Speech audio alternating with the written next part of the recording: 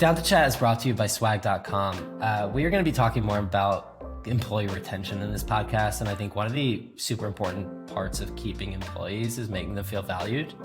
It's core to company culture. It's core to making people feel welcome. And so many brands pull out this janky old swag that people don't want to keep. Swag.com is exciting because they carry thousands of incredible products, from custom tech to apparel like North Face and Yeti and Nike and so much more. Swag.com works with 5,000 companies like Amazon, Netflix, Spotify, TikTok, Google, Apple, and a whole bunch of small startups. What the most exciting thing for Swag, the most exciting thing for me on Swag.com is that you can create these custom gift templates where when somebody joins your company, they fill out a form. They go onto this landing page. I know Cody's a big landing page guy. Hop on a landing page and you can actually, brand this landing page, and it feels like your company's swag selection page, which is absolutely awesome. And you can ship 50 different swag boxes to 50 different addresses all on their site. So excited for that. If you use promo code DTC10 at checkout, you get 10% off your first order. Check it out, swag.com. So I found this kind of like Venn diagram, if you will, of like strip out the predatory mechanics of an MLM, combine it with the creator economy tailwinds. What do you have? And that's been my marketing strategy. Hey all, thank you so much for joining. We are episode 5, which feels crazy. Huh. Cody, episode 5. Yeah. Can't believe it. I don't know what day it is. I don't know how many we've done. I'm totally out of it today. But yeah, excited. We have a very special guest joining us, none other than Amanda Goetz, the goat herself. Thanks for joining us today. Thanks for having me. How you doing? Record-breaking intro. Yeah, I'm good. I'm literally in my daughter's tiny bedroom because my son has COVID and has taken over the living room with the TV so he can watch Blaze and the Monster Machine. So I am hunkered down with stuffed animals next to me. I think that's very on brand for you. I don't think it would be you if it was a dull moment.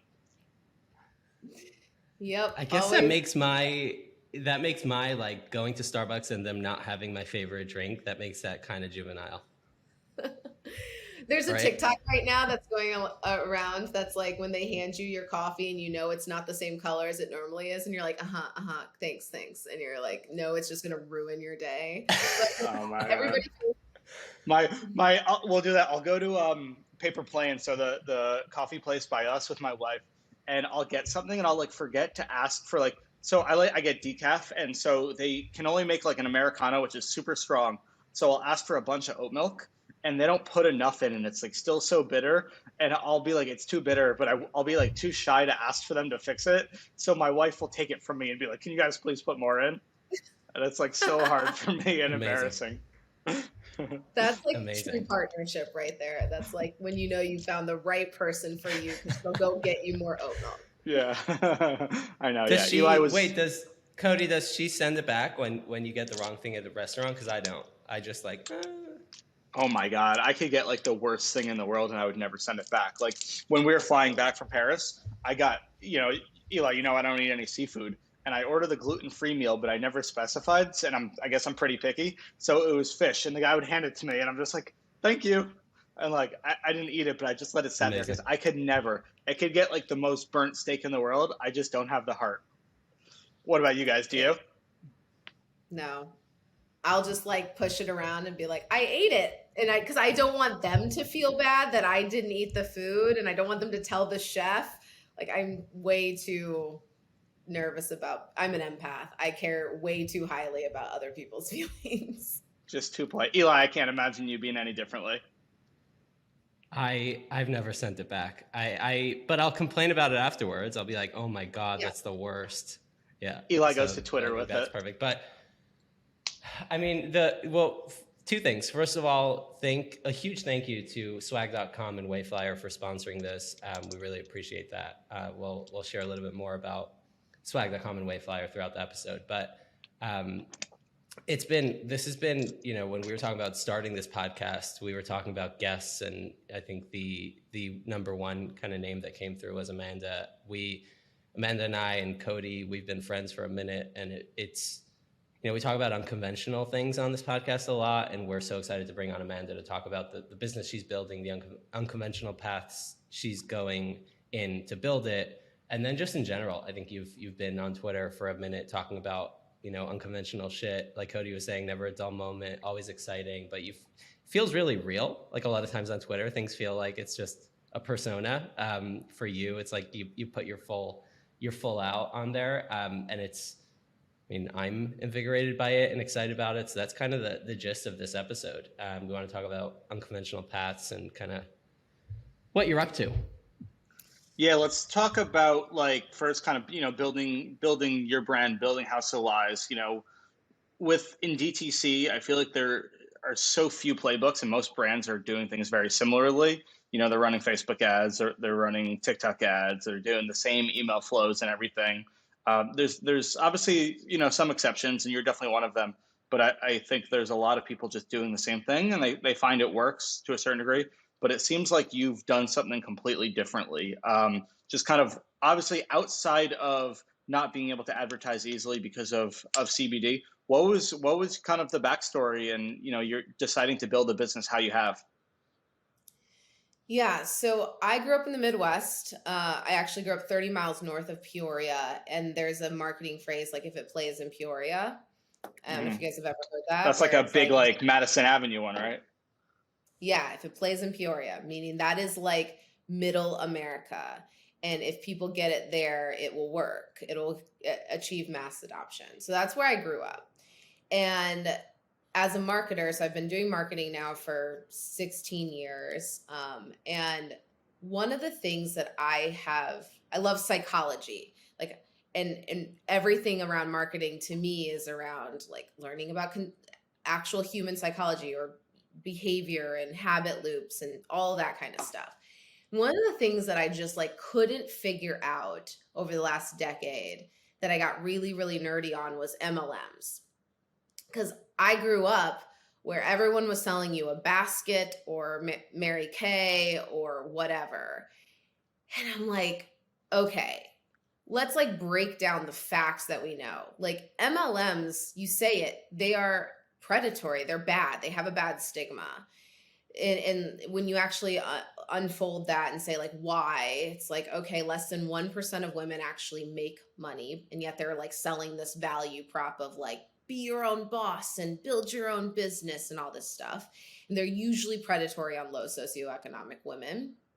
And two, it's the business model itself is such that they're making money on how many women are selling the product. They don't care who uses the product. So as their whole business model is based on, you have to buy X amount of dollars a month on product, and it's up to you to sell it.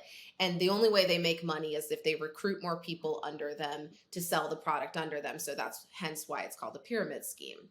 However, so that you have all of this knowledge, yet hundreds of thousands of people still sign up to sell these products. And then you have Young Living essential oils and Medterra and all these others that came up over the past couple of years. And the fitness industry, which I came from, I was a personal trainer in college, and I've come from the fitness industry, is huge on this, So for the past 5 years, I just as a marketer was just curious about the psychology of why people are going to them. And I paired that with the rise of the creator economy, and everyone understands affiliate marketing. So I found this kind of Venn diagram, if you will, of strip out the predatory mechanics of an MLM, combine it with the creator economy tailwinds. What do you have? And that's been my marketing strategy. So the obviously the shitty parts of an MLM you're taking out, which is, people aren't actually buying the products. People are buying the products to sell it. It's not like there's any actual consumer value that's being driven, right? There's just this promise of you can get rich from this too. What are the strengths? Is it just kind of community word of mouth marketing, spreading the word? Is there a ton of power in that, and you saw that as a huge opportunity vehicle? It's treating your affiliate marketers as part of your company and you build. So I think of House of Wise as 3 pillars. We have community, content, and commerce. And the through line there is our affiliate network. But the community piece is like, from day one, they had access to me. There was a Slack channel. They literally, we had town halls with them. They got like weekly updates via Slack. There was just so much of, you are a part of this company, and you can ask any question. You have direct access to the people building our, like the products themselves. So ideating on, so you can talk to our sleep expert and understand like, what is melatonin used for? Why is CBD good for sleep? Like, you can actually have line of sight. So yes, it's about treating them not just as a channel, but as the company. And it's a different shift. And the interesting thing is, we're not an MLM. So our business model and our financials do not look like an MLM, meaning there's still a percentage, a small percentage of our total sales. And because if I built the mechanics like an MLM, they should be more like 80% of your total sales. However, because we can't advertise on Google and Facebook efficiently, they are the amplifier of everything else earned and owned. And the best comparison that I would say is like, the Skim did it really well in the early days, where it was like the Skimbassadors, like showing that, look at all these people whose birthday is today. Look at all these people who are talking about it. It's truly like weaving them into everything that they do, so they feel like, hey, I'm growing this company with them, and it haloed everything else. I think to me, what resonates the most, I think a lot of this is similar to what Kickstarter has done really well, is give people the ability to get in early on. And it kind of feels like you're building the company, like the company wouldn't exist without you. I think that's number one. That resonates for me. And the second thing I think, we talk about often is kind of the hierarchy of needs of where humans are. And I think kind of the MLMs have gone straight to the bottom, right? It's like straight dollars, whereas you've gone a little higher up the hierarchy of needs, closer to this community feeling part of something larger. I think what you preach a lot about is the empowerment and all the exciting things that people want to feel but don't necessarily feel on a day-to-day, and you kind of bringing that into the ethos of your company is what resonated to me. Like, I think about what the kind of the broader community piece in the e-commerce world has been kind of degraded down to, let's put a bunch of people in a group. And it, just because you love one product and somebody else loves that product, I don't think that means you have anything in common. I think brands have done it well, but I think there's always another piece. When somebody's like, hey, this company has 150,000 people in a Facebook group and they both like the same thing, like, there has to be more to it. And I think what you've kind of uncovered is this like deeper, more exciting part. And I think that's why community has gotten a bad rap in certain areas, where it's just like putting people in a group and shilling them the same thing together. Whereas in your world, it feels so much more elevated. And that's been, watching from the sidelines, I think that's been my huge inspiration, is like, community could really fucking work. Like, when you can, yeah. I think like Web3 almost gave community a bad rap, because it's like, now you're in this Telegram group.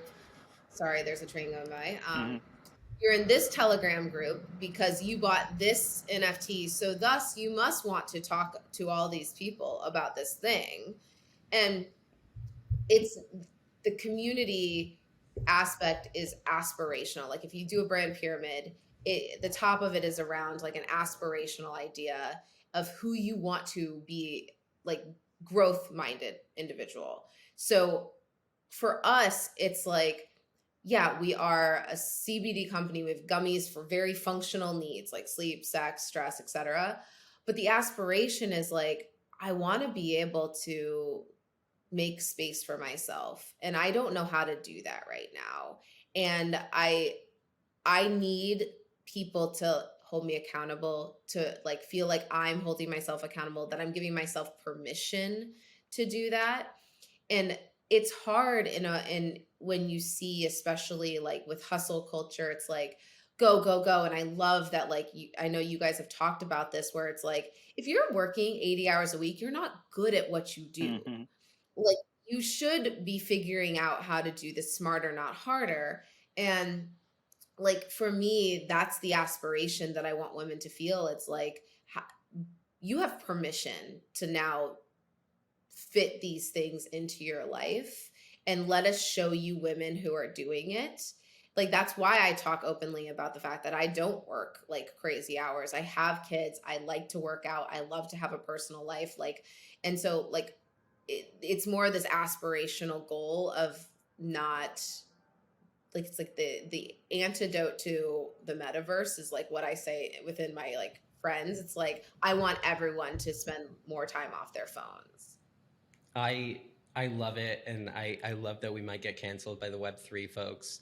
I think it's exciting.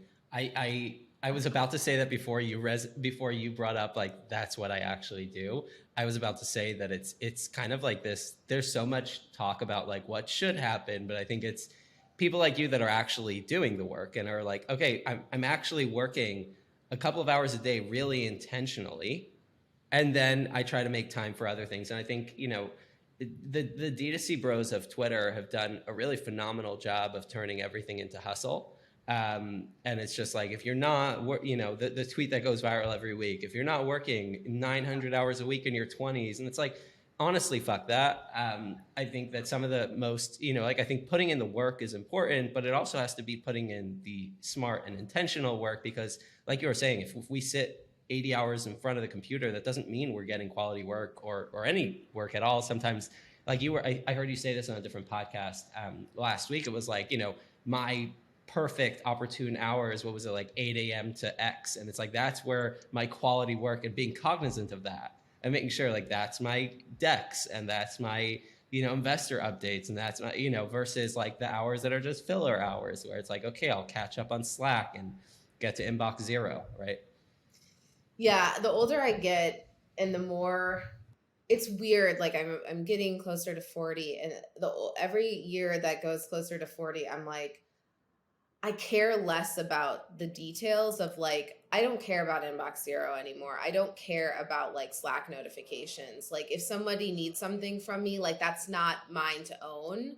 Like right now, my goals are my goals, and like 80% of my time, my productive time, or sorry, most of my time is going to be focused on like these few tasks that will make the biggest impact. And I don't know. It's just like the older you get, the more you realize that none of that other stuff, that noise matters. And I do agree that this like push to hustle and push to like, you must do X, Y, and Z. We've lost the North Star of what happiness like is, because talk to anyone that's working 80 hours a week and say like, are you happy with that? Like, misery loves company a little bit. And so we want everyone to be hustling, and no one wants to be the person that was like, I worked 4 hours today, got so much shit done, and then I went and enjoyed my kids, and like I got a workout in, and I went to bed at 9:30. Like, people are going Also, to like like, camp. what do you get by saying that you're hustling on Twitter or online? You know, I always live by the like, if you have to talk about it, if you have to talk about how good you are or how hard you're working, you're probably not working that hard. But also, like, if it is that important to work that hard, why do you have to tweet about that? Why do other people need to know about that? You know, like, what does that person get out of that psychologically that makes them feel like they have to tweet it is beyond me.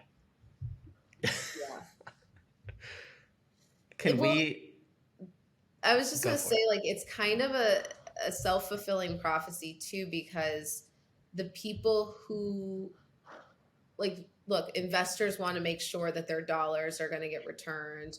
And so those are signals. It's like, oh, this person must be, they're going to work the hardest. And so I'll tell a story. So before pre-COVID, this was before like work-life balance was ever a thing and working from home in a non-traditional like workplace. I was going through a divorce. So my kids were 4, 2, and 0. Those were the ages of my kids when I was going through my divorce. You guys have, well, you're about to have a young kid and you have a young kid. So sometimes I feel like Eli is a kid as well. So Cody's about that too. Yeah. Okay. So they go to bed at like 6:30. Yes, they wake up to like cluster feed, but like they're in their crib by 6:30. So there's that like bath time, book time, etc. That was starting to happen at 5 p.m. in my house. So I would leave work at 3 because I was in New York City. I'd have to take the subway home, decompress, be home by 3:45. I would get an hour and 15 minutes, hour, maybe 2 hours with my kids before they were in their beds. And I remember someone saying, like, why do you get to leave at 3? And I was like, I hit my goals. Like, I'm hitting my goals. If I'm not performing, that's a separate question. Their response to me was, well, then shouldn't you like bump up your goals? Shouldn't you make them like higher? Because then you could hit the next ones. And I'm like, when does that end? Because I have other goals. And like, those are not my only goals. And so for me, it's this balance of, I think hustle culture has like made us devout of any personal goals. And personal goals for me are like health and fitness with my, like what my time is with my kids. And so I look at everything in totality, not in silos. And so I'm hustling in across multiple arenas, not just like work. And I honestly think it makes me a better founder. Do you think I definitely appreciate that. I think it's really refreshing. I think it's something I can definitely work on as well. I think having a kid will probably kind of force that, but also allow that, because in the past, I mean, before Jones Road, I had my own business and it was multiple years of work. It was a gym and physical therapy business. So it was early mornings, 5 a.m. to 8 p.m. some days, like didn't leave there. And like, that's maybe why I'm not hustling as hard as people now, because I know how unsustainable that is. And like, I rarely put in a day over 8-9 hours. Like I'll work a little bit at home, but I'm not like the first one in the office, the last one out, because it's just so not sustainable. But I'm obviously also hoping that having a kid also allows me to kind of also focus less on work and get a little bit of that, because it's still, no matter how hard you've burned out, it's still really easy to go back into that work. It's a magnet. And if you're trying to achieve something great, like it's really you have to be cognizant of that balance, I feel like. The interesting thing for me with having a kid was that it kind of forced me to be a lot more intentional with my time, whereas like frankly, I'm getting more work done in 4 hours than I was getting in 7 before my kid. Yep. Right. And Amanda's shaking her head. I think it's like, it just forces you to kind of be really intentional, because now the kid's sleeping. Like you're saying, like 6-7 p.m. the kid's sleeping. Now, if I need anything that I need to get done, like I have an hour now, or like I'm going to be woken up at 5 a.m. or 6 a.m. the next morning. So like you have to be really intentional with your time. And I think the kind of thing that's exciting about this conversation for me is that we talk about kind of like these professional goals and personal goals as if there are two entirely different things, and this whole kind of new age bro thing where it's like work is work and don't talk about, and it's like, if you want the best out of a human, out of a person, I think you have to think about more than just the work, because if somebody has a shit situation going on at home, if it doesn't affect their work, there's something wrong with them. Like when I interview CX people, the question I always ask is, how do you deal with something really stressful? And the biggest, like, I'm okay with people saying they eat chocolate, they watch TikToks, they run around the lake or whatever they do. The worst answer for me is, oh, it doesn't bother me, it doesn't affect me, because I'm like, disassociation, that I don't like. So I think it's like, if you're a healthy individual, you're feeling things. If you don't correlate personal goals somehow with professional goals as a holistic person, you're in deep shit. And I think businesses, we talk about that, Cody and I, around like the culture that we want to create at Jones. It's like, we want people to care about their holistic life experience, because it gets better. Like we get better work out of them, right? When they're taking time off, when they're taking time with their kid, right? We try to do we have a lot of contractors. We don't have a lot of full-time employees just because of like the nature of our business. And also we're trying to build like a 70% async, 30% synced work culture. But the crazy thing is when you give people very clear definitions of success, right? This is what success looks like for you in your role. And now let's like share knowledge and say like, do we agree on like the strategy at which to achieve those goals, then the only thing that you need from people is to remove roadblocks, provide resources, right? And so I think that we get in each other's own way in that, because we think that it should be harder, it should be more meetings, it should be, and honestly, it's like our team, we have a very, very like clear operating rhythm every single week of when we have our touch points, and it's like, and then it's like you're watching somebody on Instagram like at the park with their kids, and like you trust that they like got their work done, and you can like support that, because it's like that's what life should be about. But it's hard. It's I can say that easily as like a under 10 person company.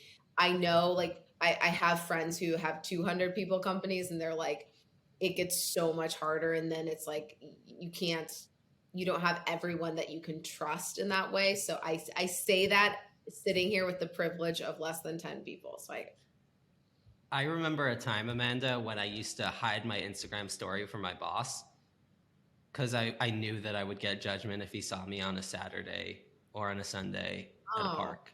And I think that was on a weekend in my career. On a weekend? Yeah. What the fuck?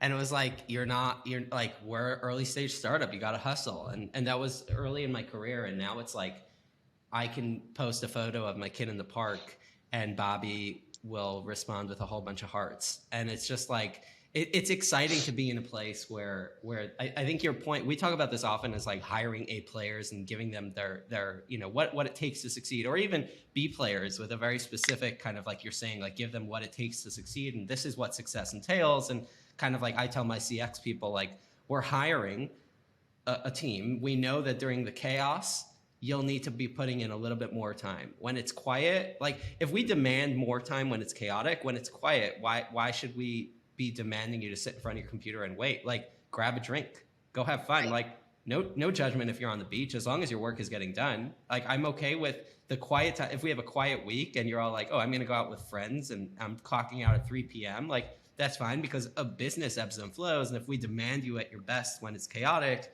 we can't kind of find random shit for you to do when it's somewhat less quiet. And I'm curious, Cody's making faces. I'm curious his thoughts.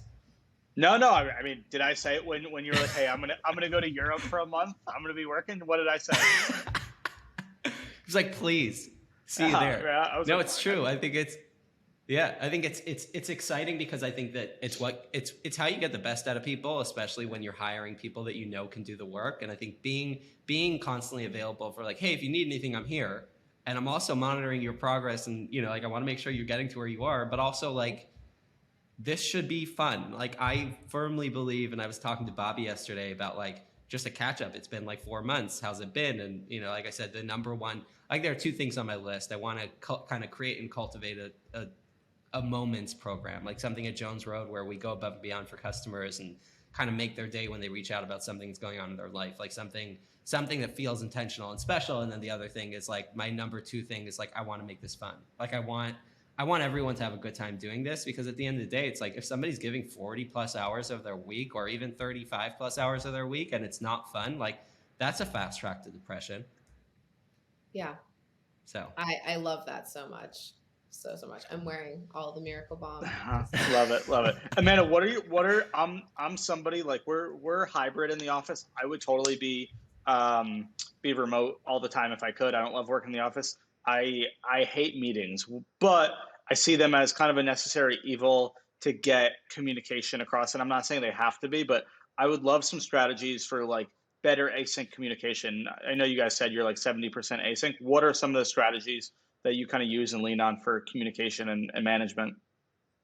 If you're growing fast, just like we are, you know exactly how hard cash flow management can be. You've got customers to acquire, you've got ads to fund, you've got inventory to finance, especially if you don't want to dilute yourself by raising a round. What options do you have?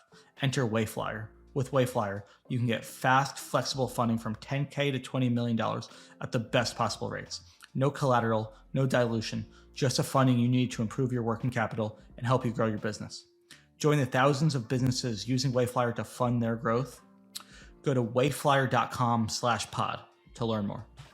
Okay, so I'll walk you guys through like Monday through Friday at our office. So Mondays, I send an email saying, hey, here are the top 3 to 5 things on my mind, or where my head is at this week. So people know like which area of the business I'm going to be probably like diving into a little bit more.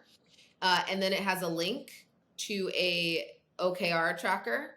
They fill in their previous week's OKR tracking and they red, yellow, green it so we can look at it as a team very clearly and say what's going to miss goal for the week, what's, not doing so well, but like I'm not concerned it'll pick back up by the month, and then what's totally fine, don't worry about it. And then everybody replies. Again, we're less than 10 people, so everybody replies with their 3 to 5 things like that their offense, the things that they have to push forward that week. And it's not a list of to-dos. It's not like I need to schedule this meeting. It's like influencer program needs to be at this level, like whatever. So that's Monday. So now that happened asynchronously. You need to reply to one email that week and fill out a spreadsheet. Tuesday, we have a 90-minute synced office hours on Slack, that is where we like all those conversations that in an office usually have in the hallway. That's our hallway meeting where it's like, oh, Eli, did you get that like thing from so-and-so? Like we need to reply to her. What do you think about that? Like it saves emails, it saves meetings, it saves those like random phone calls. We go in order and you come with your list of like, and then people take it into the comments where they'll like start working through like, oh yeah, reply this thing. Wednesdays. So everyone's on together. You're just doing it in Slack, just typing, but everyone's on together, just real time. Yeah. I've heard of people doing that. Does that work well? Yeah, it's amazing because you can get the answers you need right there. Everybody's present. And you see, and then there's line of sight because some of the things are like, oh, maybe my head of content doesn't need to hear the conversation about PR between me and my head of comms. But then all of a sudden, my head of content is like, well, guys, we have 2 pieces of content we could point to for that editor. And she jumps in. And so it gives people line of sight into conversation. So it actually makes the company better because you don't want to have everybody in like side conversations, but this is a way to do that. So that's Tuesday. Wednesday is one-on-one days. So everybody has their one-on-one. So everybody's kind of present at the same time. They're on Zooms and everybody's doing their one-on-ones. So that's like a big meeting day. Thursday, we do a 90-minute team meeting and it's run. The first 30 minutes is all OKR review and we talk about where we're missing and we go deep on the reds from Monday. And then the last 60 minutes are usually a deep dive into like, oh, we have a marketing launch coming up. What do we need to be thinking about? Like, et cetera, et cetera. Then Friday we're off. We're a 4-day work week. Fridays are usually like, oh, really? Are using that. Yeah. So people use Fridays to like catch up on email. But it's basically a no meeting day, but you're not expected to be on meetings. Are you expected to be working? Are you expected to be responding to Slacks? All I care is you're hitting your goals. Love that. So if you're not hitting your goals and something's not working, you probably want to use your Friday to figure it out. But if you need to schedule doctor's appointments, Friday is usually a good day to do that, and it actually allows a little bit more of like presence on Monday through Thursday. Cause it's like, okay, Friday, most people are scheduling their like dentist appointments, haircuts, getting their nails done, whatever it is, that's usually happening on Fridays. It's kind of like, I have to get my shit done because I actually only have so much time. There's a law, like I can't remember the name of the law. But it's like, you will conflate, just like as parents, like you conflate to-dos and tasks in the amount of time you've been given. Mm-hmm, we just happen to have spread our workout across 5 days arbitrarily. Not arbitrarily, it's through Industrial Revolution, but like we can do our work in less time. Like we just can. Is that I think it's called the Parkinson's law, right? Where it's like as much time as you give something, that's how long it'll take, which is why like a lot of people talk about, I think you were the one that said that you block out like specific time slots. I set timers for everything. I set timers for playing with my kids. I love it. I'm going to probably like sound like the worst mom ever, but like, No. Yeah, I you're done. struggle. I can't talk to you anymore. Can't play with you anymore. Canceled. Like, literally though, I'm like, if I set a timer and I'm like, I need to be present with my kids for the next hour, I will set a timer. And so I know like by the end of that hour, I have been present and I don't look at my phones, and I'll be like, Alexa, set a timer for 1 hour. And then I'll sit down and play. But then I at least know like time is this weird thing and you think you need to be doing something else. And I'm like, 1 hour, I can play with my kids for an hour. And all of a sudden you're really present and you're not worried about checking your phone or checking Twitter or whatever. So I set timers for everything. I mean, to me, it makes a lot more like sense that. because when I'm playing with my kid, I'm constantly checking my phone because I'm answering emails at the same time, and arguably that's terrible, right? It's like I'd rather, and I love the idea of giving yourself whatever time it is and saying like, for this time, I'm solely focused on this. I mean, my wife absolutely hates that I'm always multitasking. Like I'm always, because I always feel like I have to be doing 3 things at once, and it's just it lacks intentionality. And even if you're good at it, you're never getting the same kind of attention on one thing, which is No. And it actually shows that it extends, like, it reduces productivity by 60%, meaning those 3 things that you're doing at once actually take longer. So if you can focus on task 1, go from 0 to 1, then move from 1 to 2 versus 0 to 1, 1 to 2, 1 to 3, like stacked at the same time. So for me, it's like, okay, I'm going to be present for 1 hour with my kids, just like I would be present on a podcast. Like, why can't I give that same presence to my kids that I'm doing to you guys? Like, I'm not tweeting right now. So that's like the mindset I have. It's like, I can do something for an hour. And it's really, really hard when it's not business oriented because it feels like everything else is like slightly more fungible. And you're not hustling them. Right. Right. Yeah. No, There's when I quantitative goal. that's the point. That's what we're here to talk about. No, but when I tweeted the other day about how like if you're working that hard or that many hours, you're probably not working that hard. It was literally a note to self because I also struggle with like productivity and I'll like multitask and be switching between like email and I'll check my email way too much.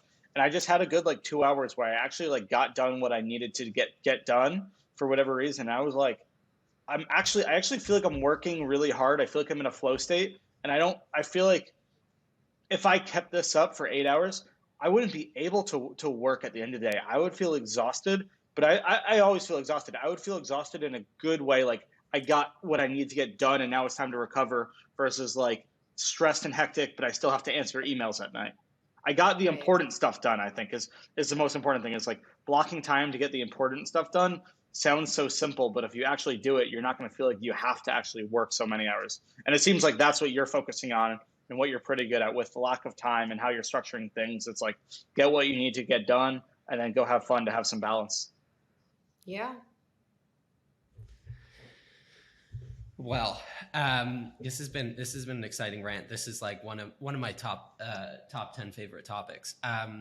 Anything, Cody? What else did we want to tackle? We had any other? So I guess selfishly, right, I would love to get back into kind of community affiliate stuff like that. Right? What are kind of some of your takes, your actionable takeaways for other brands that, you know, let's say it's Jones Road, let's say it's somebody else who can advertise on Facebook, does, but they see the power of community. And I think there's so many things there, right? Like community is such a big nebulous word. You have affiliate programs, you have ambassadors, you have loyalty programs, you have VIPs, you have referral programs, all that kind of stuff can be everywhere. Like what's your just like kind of 101 for that? Like how to think of it? Should they all be the same program? Should they be separately? Like how should most brands be thinking about that to get some of the value that you get? Yeah, so some things that I've watched in terms of like channel strategy, people will be like, okay, I have influencers over here, and then I have my affiliates over here, and there's no like cohesive strategy. So the way I tell people to think about it is like, okay, imagine a pyramid. Everybody is an ambassador, right?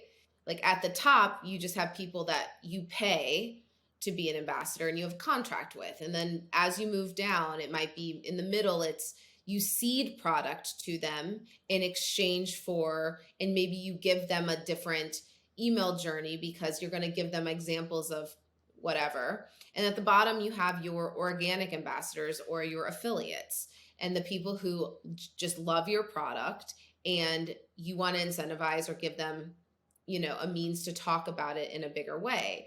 And so if you think about it in this pyramid, then you go into how do I communicate to each of these groups? What is the give and what is the receive? And then like surprise and delight moments. And then you can start to create a budget for each of those parts of the pyramid. But everybody's an ambassador. You want everyone talking about the program. So that's kind of the 101 that I think about. And then 2, it's like, I just keep going back to where we talked about earlier, which is like the community needs to coalesce around an aspirational feeling and goal. And like with Jones Road, it's like, it's this beautiful synergy of like skincare and makeup and still in feeling really, really good in your own skin. Yeah. And so that's confidence is like the aspirational goal. Exactly. But like, then what does confidence like lead itself into? Like confidence has to come from like within and all the things and like whatever, but you can see how you can then with that brand lens, that's going to then tell you exactly what kind of influencers to work with. And those influencers stand for something and they talk to different people around confidence. It tells you what partnerships you could like lean into because you want it to extend into that, like, does this help my community feel even more confident? Like I like a good example is like, we got approached by like a nail, like press on nail type thing. They're like, oh, let's like give people stress gummies. And like, for me, it's like, we want to feel like more about like permission to take up space in your day. And we couldn't make the leap. It's like, if we're going to do something like that, like, is that truly where we want to spend our time? Or like, are there other partners that get us closer to that feeling? So using your brand strategy, like you said, like at the top, it's about confidence. Like that's the aspirational feeling. Everything in your community or in your marketing plan has to tell your community and reinforce to the community that confidence is the most important thing in this company. I love every bit of it. I think it's so interesting because I think, we talk about that a lot, how brand strategy kind of flows through the rest of the org. I think to me, the most exciting thing is the kind of the way you delineated like the pyramid and everyone, like every customer is an influencer. Like you're saying, like some are paid, some are you're seeding product. But I think what most brands don't do well is they don't arm their community with the ability to share. I think that the give and the get is spot on, but also like what do you like? How do you share this brand? Do you know about our mission? Do you have like the education? So at Olipop, like our goal was after 10 orders, you should be educated enough about the microbiome and what does drinking this long-term do for you that you can educate a customer at Whole Foods or your friend about the product. And it kind of feels like you know more about the product than we do. And how do we kind of structure that over a long drip of emails over 10 months that at 10 months, we want you to know everything, but we don't want you to hop into a course that feels MLM-y. Instead, we want to kind of get you this 10-month journey. And I think that I mean, all my gears are turning on the community piece because Cody and I have been talking about this for a while of like, what does it look like? And I think so many brands are focused on the technical mechanics of it. Should it be in Facebook or should it be in Slack versus the brand mechanics of it? Like, what is it? Like, what do we want them to feel and how does it connect to our brand? And I think like Facebook or whatever is less exciting, Well, and I think you lose the forest through the trees because now your OKRs around how do we get more people talking in Facebook? Right. Is that truly the proof that your community is bought into it? Like one could argue you send an email and say like how confident are you feeling, like whatever, but it doesn't have to be around, are they speaking to one another in the way that we deem is, capital C community metrics. And for me, it's like, do women feel better right now, like than they did 6 months ago because they have our products and because they're a part of this community? Like, are they sleeping better? Are they drinking less alcohol? Like for me, those are the like actual North Star metrics that I'm like, okay, they care about, and they're obviously repurchasing the products, but like we are a conduit for them to feel better. How do you, I imagine Cody was about to ask this, but how do you track that? So we do surveys like every couple of months. Yeah. So we'll just do our Wise Women community, which our Wise Women community is now over 1,200 women. So it's like we can like send a survey to them, see how they're feeling, and then track like, does that correlate with, you know, the more they engage with the brand itself, the better they feel. Cody. No, my kind of head is spinning, my wheels are turning as well. But yeah, just trying to think about it because it's something we're kind of actively trying to figure out. But I totally agree. Like you said, it's kind of your products are the conduit to your brand strategy, and really what you're trying to do is give people, you know, a reason to come together, which is not just, you know, let me share this code or let me talk about the products. That's not what people care about. I think that's what a lot of brands do is like they think that their product and their brand is so good that people will join just to be a part of it, but it's not really that. It's what are they getting out of it, you know, mostly emotionally. So I think that's kind of the goal. And then it seems like it's, you know, it's something that's kind of, I guess, got to be fostered, and just have to think about how you're adding value to those different segments on the pyramid, right? Yeah, exactly. And it's funny because if I actually have people in the Slack more and I get that going up, like I worry that I'm actually going against my brand promise because I want them offline more. Yeah. So it's like, it's this interesting balance. Right. Like I actually want people to like say, I've taken a gummy, I'm going to go work out. I've taken a gummy, I'm going to go be intimate with my partner. Like I have not looked at my phone or whatever because I'm prioritizing other aspects of my life. So it's this fine balance of like, how do I stay true to our brand mission and promise while also like finding the right barometers that we're getting there. And it's also, it's like, it's one of those things that, you know, this is also not sexy and it kind of goes against, but like, so not everything is going to be directly, you know, trackable. And it's kind of hard to know if it's something that's, you know, leading to your bottom line and your top line, but it's, you're just looking as like, as the business grows, is this something that it seems like is worth continuing to invest in? And for you, I would imagine it's probably a yes.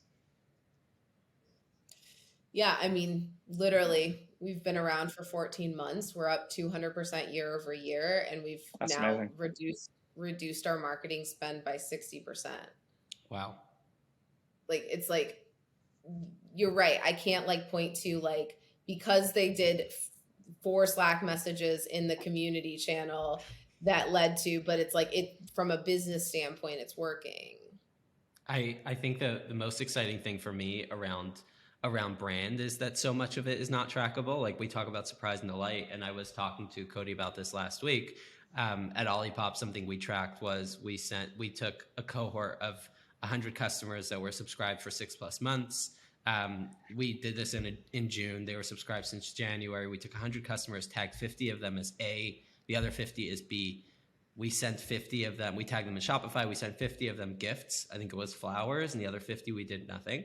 And we tracked LTV over like 12 months, and we saw no difference. And I was actually not shocked at all. Like, I think just because you do something special for a customer, it doesn't mean that they'll spend more money because they can only drink X amount of soda. What it does mean that you can't track necessarily is word of mouth, the way they feel about your brand. And yeah, you might be able to see, we lost Cody. We might be able to see kind of NPS over a period of time go up. But I think the most exciting thing for me is when brands are willing to kind of take the leap of faith on things brand. Yeah. And what you don't see people saying very often is, I spend $500,000 a month on Facebook ads. I can spend $2,000 on our customers. Or $1,000. I love that. It's like SoulCycle goes above and beyond. They know when it's your birthday, and then they make sure that the person says like, hey, it's your birthday. Amazing. So like now every year on my birthday, I go to a SoulCycle class because I don't know, that felt really cool that one time. And like, of course I'm going to post on my birthday about my SoulCycle class. So it just like created more UGC, et cetera, et cetera. And that took them like the tiniest tech thing that created a notification for the instructor. Like these little things do add up over time, but it's not going to be a like slot machine where it's like I put in this, I get out this. So You I want to hear love something funny? What? Amanda, same, but at Starbucks on my Exactly. birthday. Yeah, I haven't gotten to the Soul Cycle, but same idea. I think it's I mean so I was talking to Bobby, like I said earlier, about this kind of surprise and delight idea, and I think, you know, the antithesis of a intelligent surprise and delight strategy is when brands will say, oh, I'm surprising and delighting by this customer ordered almond butter, I'm sending them a free sample of cashew butter. And what isn't surprise and delight is that is upselling. That is hoping that you'll sample this and you'll try it. And surprise and delight, the idea behind it for me is like, we're giving you something additional with no expectation. Like you ordered $40 of soda, you got a $60 bouquet of flowers. Like it doesn't make financial sense because it's an investment in brand. And for us, it's like if a customer reaches out and says like, I'm obsessed with the brand, I love Bobby's nail polish. Like we can get like 75 comments a month about her nail polish. And I was like, imagine we buy a 50 pack from Essie and a customer that's a VIP says, I love that nail polish. And it's like, boom, they get that in the mail the next day. Like that just costs us $5. And it's like, wait, holy shit. And I think that is a $5 moment that a customer will never forget. So I know you have a hard stop. I'm sorry. And we're almost out of time, but we lost Cody, so it was nice while we had him. Can you not hear Cody me? heard flowers and he was like, it's like, not in my budget, sir. But I always love chatting with you. You're one of the best I know, and I'm so thankful that you took the time and excited to see what you do.